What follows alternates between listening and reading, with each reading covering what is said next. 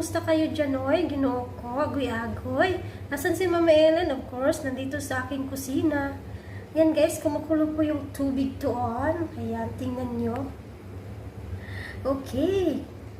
Kasi po, ilalagay ko ang, wait guys, sandali. Nibaba ang camera. Kaluoy ba niya kung ano, oy? Okay, kasi po, ilalagay ko to guys. Ouch, bigat. Ayan, ang glutinous balls. Ayan, glutinous balls, guys. Glutinous rice oil. So, mga Pilipino, alam na to. Alam na naman natin paano gawin ito, no? Sa mga ating mga Pilipino dyan. But for those who are non-Filipino, this is actually a glutinous rice powder. Soak it with water. Mix it all over. Okay, and then smash it. And turn into a dough. Pag mag-turn into a dough, and then take a piece and then roll it into your palm here and make it a ball for those who are not Filipino. Okay, but for sa mga Pilipino, ginoo ko, kabalo mabuhat ani. Okay, bakit guys? Magluluto pa ako ng binignit. Okay, binignit po sa Bisaya, but I guess in Tagalog is bilo-bilo, or si Daddy naman is Tagalog from Pulilio Island. Ang tawag niya doon is ginataan. Ginataan. Okay? Okay, finish na online ng bata. Finish na yung online class. So, without further ado, ayan, lalagay na natin doon sa ano, sa boiled water. I'm going to make binignit. Are you done in your online? Everything is done? Okay, mga lola, so maglagay-lagay na tayo ha. Sandali lang.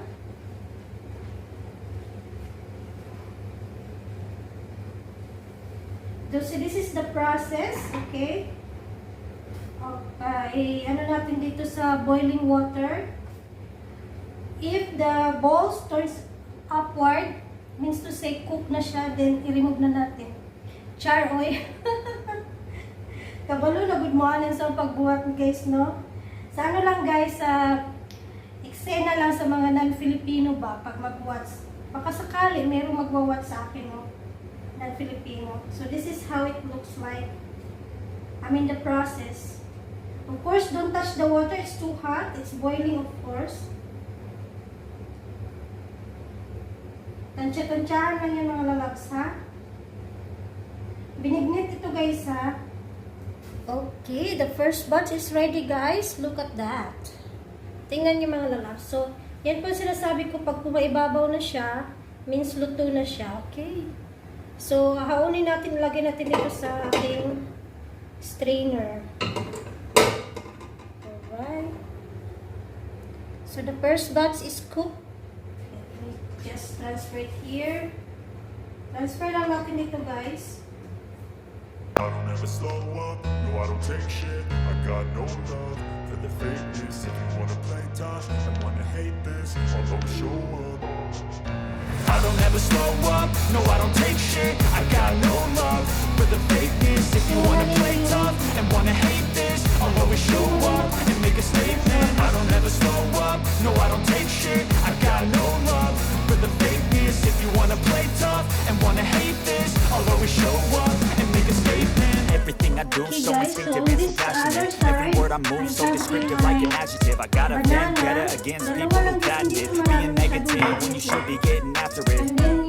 I got facts over tracks, this and that, spitting slow, spitting fast, I can roast, I can gas, think I'm okay at last, but I don't know if that can erase all the past and the pettiness, a reflection of the emptiness, hilarious, you think you're with my time, you're delirious, mysterious, because you are behind a fake exterior, inferior, you know I'll always be a bit superior, get off of me, this ain't no humble brag, I want you to hear words, you can say them back, I want you to feel free from the chains at last, and to believe in what you got, it was built to last, yeah. But then, pinagalan ko siya para siya naging lugaw.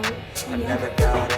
Parang naging lugaw siya. Sayang naman itapon siya. Pagtsagaan na lang to guys. I don't ever slow up, no I don't take shit. I got no love for the fakeness. If you wanna play tough and wanna hate this, I'll always show up and make a statement. I don't ever slow up, no I don't take shit. I got no love for the fakeness. If you wanna play tough and wanna hate this, I'll always show up and make make a statement. Gonna learn the consequence of being incompetent. Mental health is confidence, dreams into modestness. I'm not here to save the day, that's for you to take away. I could play a million mind games, but instead I say something not illogical, something that is topical. Rub it on and watch it go, make yourself unstoppable. Cause you're irresponsible, but they're always possible. If you just believe, you could be so remarkable. Thoughts in my head, a collage and they spread. I'll be great one day, going off of my meds. No, I'm not giving up, no, I'm not giving in. I will make it to the top, taking off in the wind, I gotta make it. I'm saving every day to taste it. I'm patient, but my mind, it can hardly take it. I'm chasing a dream that I've had for several ages. A vacant, modern kingdom for the taking. Balik siya. So, ayun, ginawa ko siya, guys. Alam mo, naghiwa-hiwalay ko siya. Never got anyone's help, Ayan, guys. I had to do it all myself. Tapos, i-wait daw siya yung I don't ever slow up, no I don't take shit. I got no love for the fakeness. If you wanna play tough and wanna hate this, I'll always show up and make a statement. I don't ever slow up, no I don't take shit. I got no love Malapit na for siya the nung matapos. fakeness. If Ayan, you wanna play tough and wanna hate this, I'll always show up and make a statement. Ano na tawag dito? I got no love. Mag-start na akong mag-ready na coconut oil. Magpaboil na ako ng coconut oil. Okay. Just a minute. Okay. Unang gata is kumulo na. Anong tawag din daddy dyan? Unang gata. Pero actually, ano guys, yung malabnaw na gata. Okay, tapioca muna. Kamuting kahoy. Uy, binuko. Tapioca pala to guys sa English. Hindi ko alam dati anong English nito. Kamuting kahoy, tapioca pala. Ay, dahan-dahan lang kasi mahirap.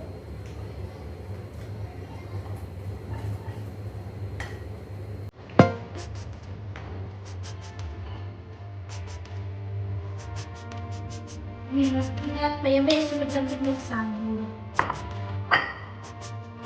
Sige, dito na siya mga nakakagawa.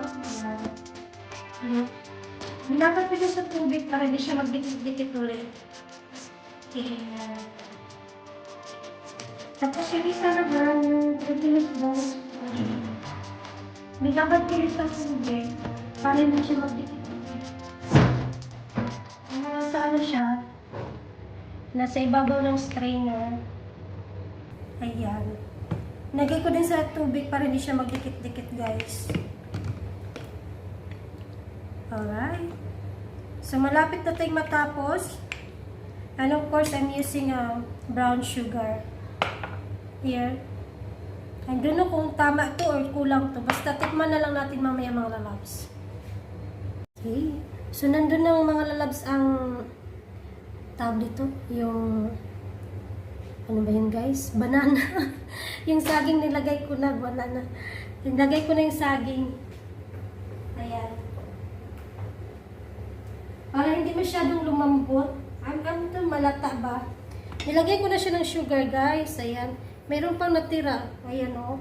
Kasi matamis na siya eh. Ayoko masyadong matamis. Okay. So, ilagay ko na yung glutinous balls at saka yung tapioca balls.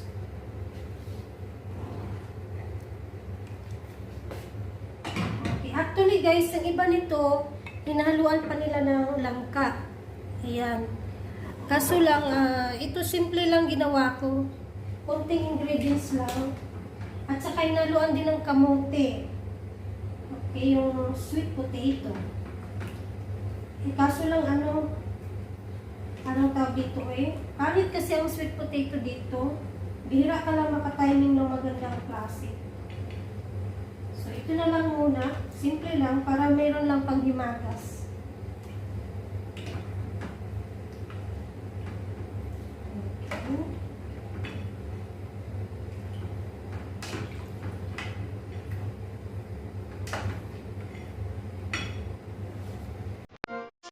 Ating tapioca balls.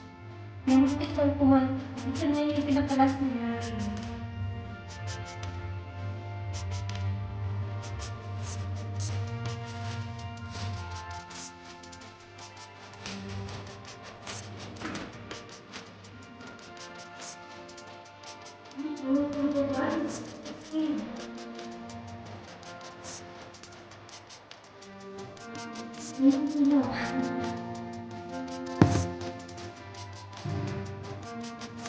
Ang ating last na gatas.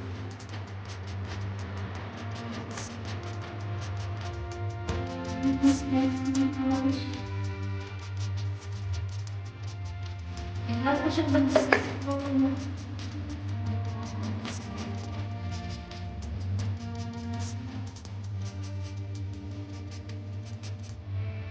Yung mga at last, natapos po aking binignit, naluto po siya. Medyo malapit na siya umapaw guys. So, kasi maliit yung aking kawali, no? Yung aking wok. But then, nagkasya naman. So, here's the closer look. Okay, so, tapos na po guys. Ayan. So, ayan lang pang ingredients. Simple lang po siya. Hindi siya maraming lahok. Okay. So, that's my binignit. Version of my binignit. Thank you so much sa pag-watch. Okay, just for the information of sa mga hindi po nakakaalam, ang binignit po sa aming mga Bisaya ay best serve po siya pag tuwing Holy Week. Yung mahal na araw, yan po ang parang specialty na ginagawa niluluto ng mga Bisaya. Pag mahal na araw, lalo na pag kayong pag Friday na yung Good Friday ba tawag doon?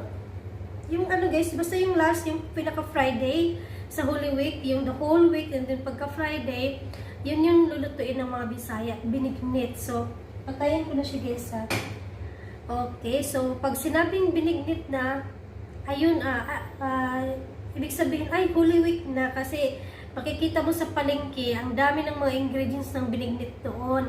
Nandun na yung landang, mostly we are using landang. Kaso lang dito sa Oman, syempre wala namang landang doon sa Filipino store. Okay, so ewan ko lang sa mga Katagalugan kung sa mahal na araw ay nagbibinignit sila. But then, sa Bisaya po, part of Cebu and Mindanao, we're from Mindanao, and then we copy this kind of tradition sa Cebu. Of course, silang nagdala nito. So, every Holy Week, meron po kaming binignit. So, this is Mami Ellen Binignit, mga lalabs. Hindi ko pa siya matikman ngayon. It's so hot pa guys. So maghugas muna ako and later on, okay, kainan po. Kakain po tayo doon sa hapagkainan. Okay, maghugas muna ako ng mga plato. Hi mga lalabs! I'm back. So ngayon po, husgaan na po natin ang aking nilutong binignit. Ito po siya. Nilabas ko na para lumamig. Okay, kain po tayo mga lalabs. Paborito po nito ni Daddy, but hindi po ito niluluto palagi sa bahay kasi alam niyo na, diabetic, at saka sa akin din actually, hindi rin pwedeng, alam niyo na, ang palaging matamis. Okay, so minsan lang po, pagka yung nagkikraving kami ni Daddy, ayan, nagpapaluto siya ng ganito. So here it is, malamig na siya guys.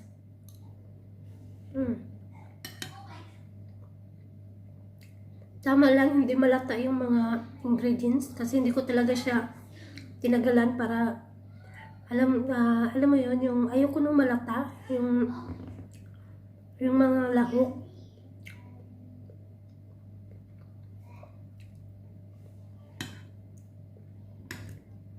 Taglamig sa Oman ngayon, no? Sabagay ito kainin sa taglamig kasi pagka medyo mainit-init. Mostly, pinapartner ito ng kape, masarap din. So, mga lalabs, kain po tayo, masarap siya.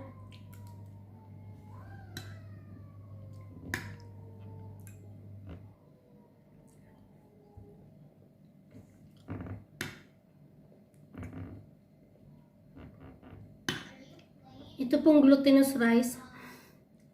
Pag dahan na po sa pagnguya kasi nakakatsuk talaga to siya guys. So once again, ubusin ko muna to. At maraming salamat sa pagsama sa akin. I hope na gusto niyo yung aking proseso ng pagluto ng aking binignit. So this is binignit in Bisaya, bilo-bilo or ginataan sa Tagalog. So once again, this is Mami Ellen Norman. Nagpapasalamat sa pagsama ninyo sa akin sa araw na ito. And I'll see you again sa mga pupunta po sa aking live stream. I'll see you again later, 8 p.m. Philippines time and 4 p.m. here in Oman. So, this is Mami Ellen Oman and I'm signing off. Bye-bye mga lalab.